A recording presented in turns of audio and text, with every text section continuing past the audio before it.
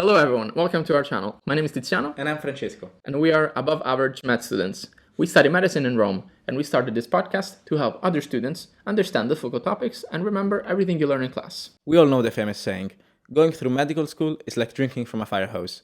And we experienced firsthand what it feels like to be expected to understand and memorize infinite, seemingly unrelated facts without a proper guide.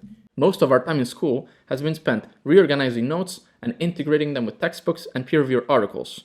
We found ourselves having to fill gaps present in each resource we used in order to obtain a complete, single, digestible product we could actually study and comprehend. With this channel, what we're gonna do is help you navigate through the massive amount of information by sharing it the way we learned it, by making difficult concepts easier to understand, and by presenting it all to you in the most organized way possible. Our goal is to provide you with detailed, linear, long-format lectures that hopefully are going to help you in both your exam preps and your personal knowledge as future doctors. If you want to see what we have to offer, you can follow us on YouTube, Spotify, and Instagram at Above Average Math Students.